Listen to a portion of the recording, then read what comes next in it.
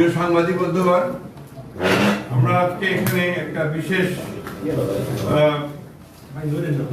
ঘোষণা দেওয়ার জন্য আপনাদের সামনে উপস্থিত হয়েছি। গণ অধিকার পরিষদের সাধারণ সম্পাদক জনাব মোহাম্মদ রাশেদ খান, তিনি বাংলাদেশ জাতীয়তাবাদী দলে যোগ দিচ্ছেন এবং বাংলাদেশ জাতীয়তাবাদী দল সিদ্ধান্ত নিয়েছে যে ঝিনাইদহ 4 আসন, যেটা ঝিনাইদহ সদর এবং কালীগঞ্জ থানা নিয়ে, এই আসনে মোহাম্মদ রাশেদ খানকে ধানের শীষ প্রতীকে নির্বাচন করার জন্য মনোনয়ন দেওয়া হচ্ছে। এটা আপনারা আমাদের দলের সিদ্ধান্ত, এটা আমি আপনাদেরকে জানালাম। সেই সঙ্গে আমি আপনার অনুরোধ করব,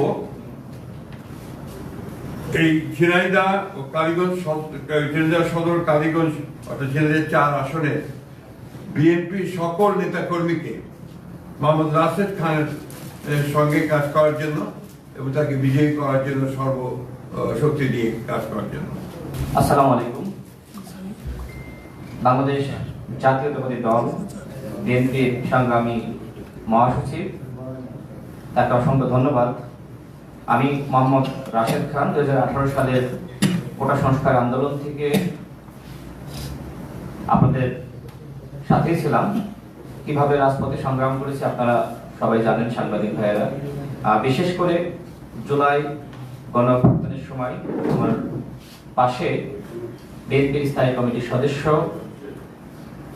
জনাব সালাউদ্দিন আহমেদ এবং আমি রাশেদ খান, গণ অধিকার পরিষদের সভাপতি নুরুল হক নূর, আমরা 3 জন একসাথে এই আন্দোলন সংগ্রাম সমন্বয় কাজ করার সুযোগ হয়েছে এবং আমাদের সংগ্রামী মহাসচিব যে সময় তিনি গ্রেপ্তার হন, বিএনপির সংগ্রামী মহাসচিব আমাদের সালাউদ্দিন আহমেদ ভাই, তিনি ইন্ডিয়া থাকলেও এই আন্দোলনকে যেভাবে সমন্বয় করেছেন এবং আমার ভূমিকা সম্পর্কে আসলে আমি বলতে চাই না, সালাউদ্দিন আহমেদ ভাই তিনি জানেন, তিনি বলবেন। আমি এতটুকু বলতে চাই, বাংলাদেশ জাতীয়তাবাদী দল গণমানুষের অধিকার প্রতিষ্ঠায় লড়াই সংগ্রাম করছে এবং শহীদ প্রেসিডেন্ট জিয়াউর রহমান, যাকে আমি নিজের আদর্শ হিসেবে মনে করি, বর্তমানে বিএনপি নেতৃত্ব দিচ্ছে জনাব তারেক রহমান, তিনি আমাকে অত্যন্ত স্নেহ করেন, ভালোবাসেন। ফ্যাসিবাদ বিরোধী আমল থেকে তার সাথে আমার সম্পর্ক। আমি মনে করি নতুন বাংলাদেশ গঠনে তার নেতৃত্ব দেশ এবং জনগণের জন্য অত্যন্ত প্রয়োজন। আমি বিশ্বাস করি সংস্কার, বিচার এবং সুষ্ঠু নির্বাচনের ক্ষেত্রে জনাব তারেক রহমান গুরুত্বপূর্ণ ভূমিকা রাখবেন। আমি রাশেদ খান আজকে বিএনপিতে যোগদান করেছি এবং জনাব তারেক রহমানের নেতৃত্বে ইনশাআল্লাহ দেশ এবং জনগণের জন্য সংগ্রাম করে যাব, কাজ করে যাব। আসসালামু আলাইকুম। জনাব রাশেদ খান, তিনি গণ অধিকার ছাত্র অধিকার পরিষদ থেকে শুরু করে গণ অধিকার পরিষদ পর্যন্ত তার যে যাত্রা এবং বিশ্ববিদ্যালয় কেন্দ্রিক যে ছাত্র আন্দোলন গড়ে উঠেছিল, তার যে সাহসী ভূমিকা, তাতে দেশের ছাত্র সমাজের দাবি মানতে তৎকালীন স্বৈরাচারী সরকার বাধ্য হয়েছিল।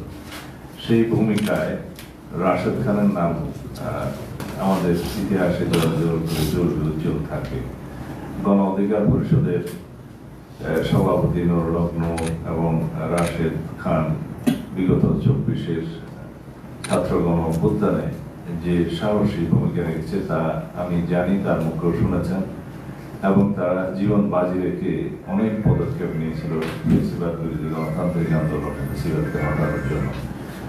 সেই অবদান ইতিহাসে লিপিবদ্ধ থাকবে। আমরা চাই বর্তমান নতুন প্রজন্মের এরকম আরো অনেক সাবেক ছাত্র নেতা যারা এখনো বয়সে তরুণ, তারা জাতি বিনির্মাণে সঠিকভাবে পদক্ষেপ নিতে পারুক এবং সেই জন্য তাদেরকে জাতীয় সংসদ থেকে শুরু করে সমাজের, রাষ্ট্রের বিভিন্ন স্তরে তারা প্রতিষ্ঠিত হোক, সেটা আমাদের কামনা। আমরা আগেও বলেছি অনেকবার, আগামীর বাংলাদেশ হবে মেধাভিত্তিক, জ্ঞান নির্ভর, প্রযুক্তি নির্ভর বাংলাদেশ, এবং সেই ক্ষেত্রে এই স্লোগানকে শুধু স্লোগানের মধ্যে না রেখে কার্যকরভাবে আমরা যাতে এই তারুণ্যের ভাবনাকে ধারণ করতে পারি এবং মেধা ও প্রযুক্তি নির্ভর জ্ঞান নির্ভর বাংলাদেশ করতে পারি, সেই লক্ষ্যেই আমরা রাশেদ খানকে আমরা স্বাগতম জানাচ্ছি, অভিনন্দন জানাই আজকে তার এই সিদ্ধান্ত।